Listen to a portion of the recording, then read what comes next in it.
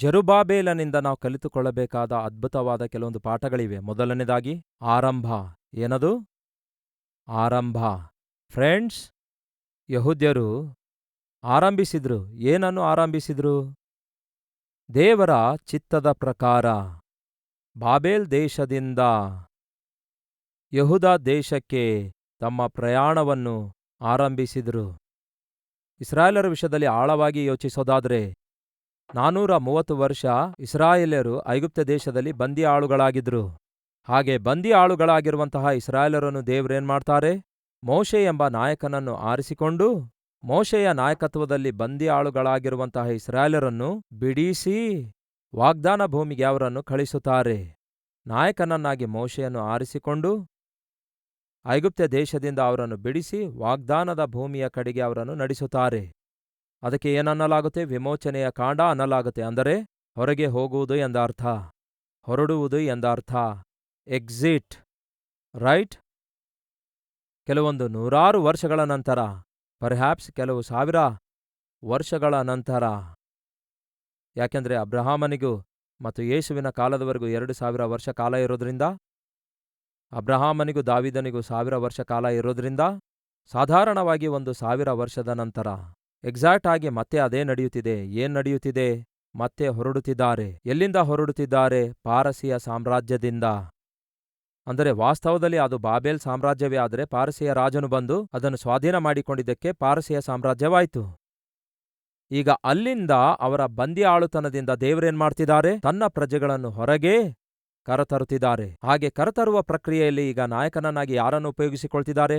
ಜೆರುಬ್ಬಾಬೆಲನನ್ನು ಉಪಯೋಗಿಸಿಕೊಳ್ತಾರೆ. ಹಿಂದಿನ ಕಾಲದಲ್ಲಿ ಮೋಶೆಗೆ ನಾಯಕನನ್ನಾಗಿ ಉಪಯೋಗಿಸಿಕೊಳ್ತಾರೆ. ಐಗುಪ್ತದ ಬಂದಿ ಆಳುತನದಿಂದ ಇಸ್ರಾಯೇಲರನ್ನು ಹೊರತರುವುದಕ್ಕಾಗಿ, ದೇವರನ್ನು ಆರಾಧಿಸುವ ಪ್ರಜೆಗಳನ್ನಾಗಿ ಮಾಡುವುದಕ್ಕಾಗಿ. ಈಗ ದೇವರು ಜೆರುಬ್ಬಾಬೆಲನನ್ನು ಉಪಯೋಗಿಸಿಕೊಂಡು ತನ್ನ ಪ್ರಜೆಗಳಾದ ಯಹೂದ್ಯರನ್ನು ತನ್ನನ್ನು ಆರಾಧಿಸುವುದಕ್ಕಾಗಿ ವಾಗ್ದಾನ ಭೂಮಿಗೆ ಕರೆದೊಯ್ಯಲು ಜೆರುಬ್ಬಾಬೆಲನನ್ನು ಉಪಯೋಗಿಸಿಕೊಳ್ತಾರೆ. ಆ ಕಾಲದಲ್ಲಿ ಮೋಶೆಗೆ, ಈ ಕಾಲದಲ್ಲಿ ಜೆರುಬ್ಬಾಬೆಲನಿಗೆ. ಪರ್ಪಸ್ ಮಾತ್ರ ಸೇಮ್ ಆಗಿದೆ. ಐಗುಪ್ತ ದೇಶದಿಂದ ವಾಗ್ದಾನ ಭೂಮಿಗೆ. ಹಾಗೆಯೇ ಈಗ ಬಾಬೆಲ್ ದೇಶದಿಂದ, ಅಂದರೆ ಪಾರಸಿಯ ಸಾಮ್ರಾಜ್ಯದ ಒಂದು ಬಂದಿ ಆಳುತನದಿಂದ ವಾಗ್ದಾನ ಭೂಮಿಗೆ. ಆರಂಭ. ಯಾವುದರ ಆರಂಭ? ನೂತನ ಜೀವಿತದ ಆರಂಭ. ನೂತನ ಯುವತನ, ನವತನ ಹೊಂದಿದವರಾಗಿ ದೇವರನ್ನು ಆರಾಧಿಸುವಂಥದ್ದರ ಆರಂಭ. ಆರಂಭ ಮೊದಲ 2 ಅಧ್ಯಾಯಗಳಲ್ಲಿ ನಾವು ನೋಡ್ತೇವೆ ಹೇಗೆ ಆರಂಭವಾಯಿತೆಂದು. ಏನದು? ಈ ಯೆರೂಸಲೇಮ್ ನಗರವು ನಿರ್ಮಾಣ ಆಗುವುದಾಗಿರ್ಬೋದು, ಅಲ್ಲಿ ನಿರ್ಮಿಸಲಿಕ್ಕಿರುವಂತಹ ಆಲಯ ನಿರ್ಮಾಣ ಆಗಿರ್ಬೋದು, ಹೇಗೆ ಆರಂಭವಾಯಿತು. ಹಾಗಾಗಿ ಮೊದಲ 2 ಅಧ್ಯಾಯಗಳಲ್ಲಿ ಆರಂಭವನ್ನು ನಾವು ನೋಡ್ತೇವೆ. ಆ ಆರಂಭದಲ್ಲಿ ಆತ್ಮಿಕತೆಯನ್ನು ಕೂಡ ನೋಡ್ತೇವೆ. ಈ ದಿನ ಸಾರಲ್ಪಟ್ಟ ವಾಕ್ಯ ನೀವೆಲ್ಲರೂ ಅಂಗೀಕರಿಸಿದ್ದೀರೆಂದು ನಂಬುತ್ತೇನೆ. ಪ್ರಿಯ ಸಹೋದರ ಸಹೋದರಿಯರೇ, ಏನಾಗಿದೆ ಈ ದಿನ ಸಾರಿರುವ ಸಂದೇಶದ ಸಾರಾಂಶ? ದೇವರ ಮಕ್ಕಳಾದ ನಾವು ತಪ್ಪು ಮಾಡುತ್ತಿರುವಾಗ, ಪಾಪಿಷ್ಟ ಕೆಲಸಗಳನ್ನು ಮಾಡುತ್ತಿರುವಾಗ, ತಿಳಿದು ತಪ್ಪು ಹೆಜ್ಜೆ ಹಾಕುತ್ತಿರುವಾಗ ದೇವರು ಖಚಿತವಾಗಿಯೂ ಶಿಕ್ಷಿಸುತ್ತಾರೆ. ಯಾಕೆ ಶಿಕ್ಷಿಸುತ್ತಾರೆ ಎನ್ನುವಾಗ, ತಾನು ಪ್ರೀತಿಸುವ ಮಕ್ಕಳನ್ನು ತಂದೆ ಏನ್ಮಾಡ್ತಾನೆ? ಶಿಕ್ಷಿಸುತ್ತಾನೆ. ಹಾಗೆಯೇ ದೇವರು ನಮ್ಮನ್ನು ಪ್ರೀತಿಸುತ್ತಾ ಇರೋದ್ರಿಂದ ನಾವು ನಮ್ಮ ಇಷ್ಟಾನುಸಾರವಾಗಿ ಜೀವಿಸುವುದಾದರೆ ಖಚಿತವಾಗಿಯೂ ದೇವರು ನಮ್ಮನ್ನು ಕೂಡ ಶಿಕ್ಷಿಸುತ್ತಾರೆ. ಹಾಗೆ ಶಿಕ್ಷಿಸುವ ದೇವರು ಆ ಶಿಕ್ಷೆಗೆ ಸ್ವಲ್ಪ ಕಾಲವನ್ನು ಕೂಡ ನೇಮಿಸಿಡುತ್ತಾರೆ. 70 ವರ್ಷಗಳವರೆಗೂ ದೇವರಂದುಕೊಂಡ್ರು, ನಾನು ನನ್ನ ಪ್ರಜೆಗಳನ್ನು ಶಿಕ್ಷಿಸುತ್ತೇನೆ, ಆದರೆ ಆ ನಂತರ ಅವರನ್ನು ಹಿಂತಿರುಗಿ ತರುತ್ತೇನೆ. ಕೇಳಿರಿ ಸಹೋದರ ಸಹೋದರಿಯರೇ, ಆ ಶಿಕ್ಷೆಯೊಳಗೆ ನೀವು ಪ್ರವೇಶಿಸಲಾರದೆ ಇರಬೇಕಾದ್ರೆ ನಿಮ್ಮ ಜೀವಿತವನ್ನು ಕರ್ತನಿಗೆ ಸಂಪೂರ್ಣವಾಗಿ ಅರ್ಪಿಸಿಕೊಟ್ಟು ಆತನ ಚಿತ್ತಾನುಸಾರವಾಗಿ ಜೀವಿಸುವ ಪ್ರಯತ್ನ ಮಾಡಿ.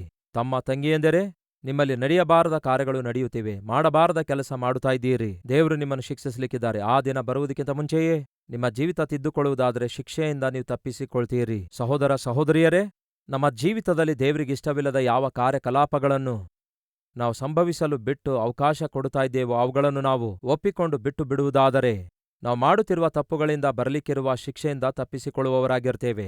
ಆ ಕಾಲದಲ್ಲಿ ಯೆರೆಮೀಯ ಭಕ್ತನನ್ನು ದೇವರು ಉಪಯೋಗಿಸಿಕೊಂಡು ಎಚ್ಚರಿಸುತ್ತಾರೆ. ಈ ದಿನ ಈ ದೀನಸೇವಕನನ್ನು ಉಪಯೋಗಿಸಿಕೊಂಡು ನಿಮ್ಮನ್ನು ಕೂಡ ಎಚ್ಚರಿಸುತ್ತಿದ್ದಾರೆ. ನೀವು ಮಾಡ್ತಿರುವ ಪ್ರತಿ ಪಾಪವನ್ನು ದೇವರು ನೋಡ್ತಿದ್ದಾರೆ. ನೀವು ಎಷ್ಟೇ ನಿರ್ಭಯದಿಂದ ತಪ್ಪು ಮಾಡಿದ್ರೂ ಸಹ, ಎಷ್ಟೇ ನಿರ್ಲಕ್ಷ್ಯವಾಗಿ ಆತ್ಮೀಕವಾಗಿ ನೀವು ಜೀವಿಸಿದ್ರೂ ಸಹ, ಯಾವ ರೀತಿಯಾಗಿ ನೀವು ಇಷ್ಟ ಬಂದ ರೀತಿಯಲ್ಲಿ ದೇವರ ದೃಷ್ಟಿಯಲ್ಲಿ ಅಪರಾಧಿಯಾಗಿ ಜೀವಿಸ್ತಾ ಇದ್ದೀರೆಂದು ದೇವರು ನೋಡ್ತಿದ್ದಾರೆ. ಹಾಗೆ ನೋಡುವ ದೇವರು ಖಚಿತವಾಗಿಯೂ ಶಿಕ್ಷಿಸುತ್ತಾರೆ. ಹಾಗೆ ಶಿಕ್ಷಿಸುವುದಕ್ಕಿಂತ ಮುಂಚೆಯೇ ನೀವು ಮಾಡಬೇಕಾದದ್ದೆಲ್ಲ ಒಂದೇ, ನಿಮ್ಮ ಜೀವಿತ ಸರಿಪಡಿಸಿಕೊಂಡ್ರೆ ಸಾಕು. ಇದನ್ನು ನಂಬುವುದಾದರೆ ಈ ಎಚ್ಚರಿಕೆಯನ್ನು ಸ್ವೀಕರಿಸಿ ನಿಮ್ಮ ಜೀವಿತವನ್ನು ಸರಿಪಡಿಸಿಕೊಳ್ಳಿರಿ. ಇದನ್ನು ನಂಬುವುದಾದರೆ ದೇವರು ಕೊಡುವ ವಾಗ್ದಾನವನ್ನು ಅಂಗೀಕರಿಸಿ ಜಯವನ್ನು ಸ್ವಾಧೀನ ಮಾಡಿಕೊಳ್ಳಿರಿ. ನಿರ್ಲಕ್ಷ್ಯವಾಗಿ ಜೀವಿಸಬೇಡಿರಿ ಎಂದು ಕರ್ತನ ನಾಮದಲ್ಲಿ ಮನವಿ ಮಾಡಿಕೊಳ್ಳುತ್ತಾ ಒಟ್ಟಿಗೆ ಪ್ರಾರ್ಥಿಸೋಣ ಬನ್ನಿ.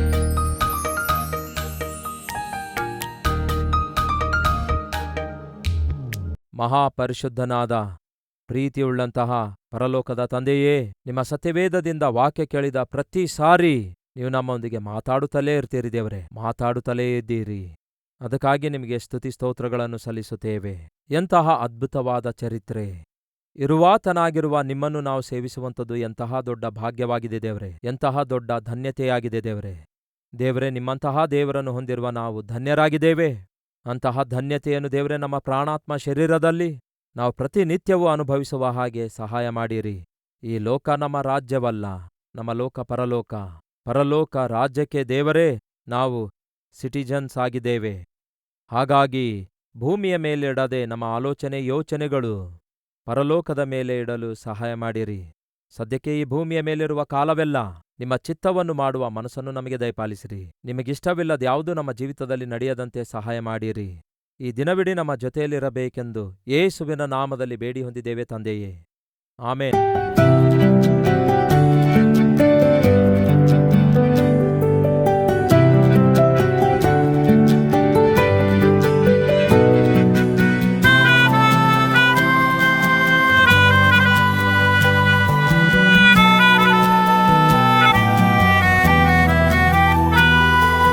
ಈ ದಿನ ಸಾರಿದ ಸಂದೇಶ ನಿಮಗೆ ಆಶೀರ್ವಾದಕರವಾಗಿರುವುದಾದರೆ ಲೈಕ್ ಮಾಡಿರಿ. ಇಂಥ ಅದ್ಭುತವಾದ ಸಂದೇಶಗಳನ್ನು ಪ್ರತಿದಿನ ನೋಡಲು ಆಶಿಸುತ್ತಾ ಇದ್ದೀರಾ? ಹಾಗಾದರೆ ಸಬ್ಸ್ಕ್ರೈಬ್ ಮಾಡಿ, ಹಾಗೆಯೇ ಬೆಲ್ ಐಕಾನ್ ಕ್ಲಿಕ್ ಮಾಡಿ ಅನೇಕರಿಗೆ ಈ ಸಂದೇಶವನ್ನು ಶೇರ್ ಮಾಡುವ ಪ್ರಯತ್ನ ಮಾಡಿ.